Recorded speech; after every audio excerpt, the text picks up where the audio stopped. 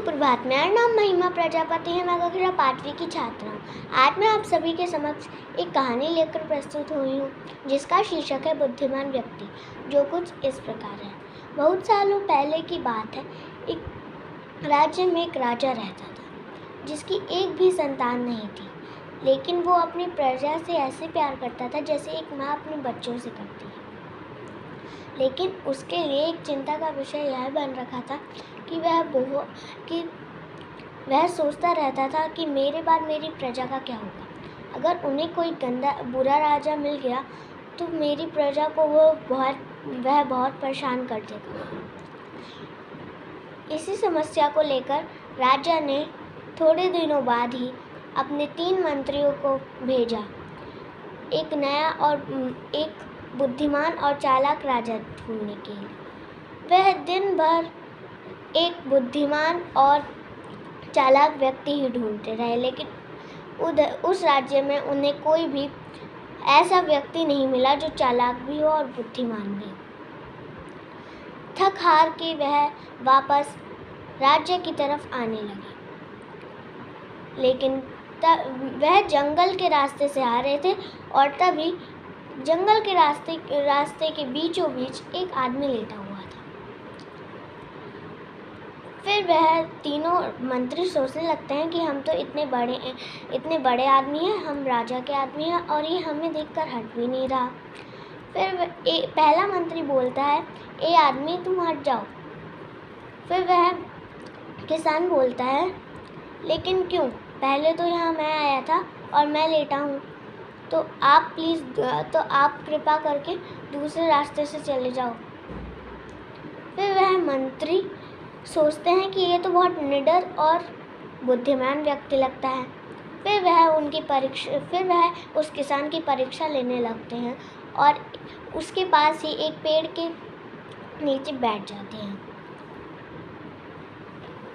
फिर वह तीनों मंत्री आपस में बात करने लगते हैं। पहला मंत्री बोलता है कि मेरे दादा के पास इतना बड़ा पेड़ था कि उसकी एक डाल गुजरात में जाती थी और दूसरी डाल राजस्थान में। फिर दूसरा मंत्री बोलता है, बस इतना ही, मेरे दादाजी के पास इतना बड़ा बैल था कि उसका एक सींग भारत में रहता था और दूसरा सींग पाकिस्तान में जाता था।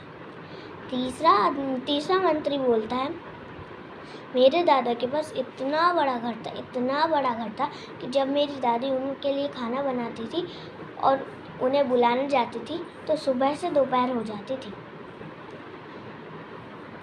फिर यही सब किसान उनके पास बैठा सुन रहा था। फिर वह उन तीनों मंत्रियों के पास आके बोलता है कि मेरे दादा के पास इतना बड़ा ढोल था कि जब हम उसकी एक धाप देते थे तो दूसरी धाप देने के लिए हमें दौड़ के जाना पड़ता था और दोपहर हो जाती थी। फिर पहला मंत्री बोलता है, इतना बड़ा ढोल तो था, लेकिन यह ढोल बनाने के लिए लकड़ी कहाँ से आई? फिर वह किसान बोलता है कि जो तुम्हारे दादा के पास इतना बड़ा पेड़ था ना, उसी पेड़ की लकड़ी से मेरे दादा ने अपना ढोल बनवा लिया। फिर दूसरा मंत्री बोलता है, यह सब तो ठीक है, लेकिन उस ढोल को तुमने किससे मढ़वाया? इतना बड़ा तो कोई जानवर भी नहीं हो सकता। फिर वह किसान बोलता है, जो तुम्हारे दादा के पास इतना बड़ा बैल था ना, जब वह मर गया था तो उसी की खाल से मेरे दादा ने अपना ढोल मढ़वाया था। फिर वह तीसरा मंत्री बोलता है, यह सब तो ठीक है, लेकिन तुमने उस ढोल को रखा कहाँ हुआ है? फिर वह किसान बोलता है, जो तुम्हारे दादा के पास इतना बड़ा घर था ना, उसी में मेरे दादा ने अपना ढोल रख रखा है। फिर वह तीनों मंत्री उसकी बुद्धिमानी और चालाकी देखकर उन्हें राजा के पास ले जाते हैं और राजा भी उसकी बुद्धिमानी और चालाकी देखकर उसे राजा घोषित कर देता है। इस कहानी से हमें यह सीख मिलती है कि बुद्धिमानी से हम कुछ भी हासिल कर सकते हैं।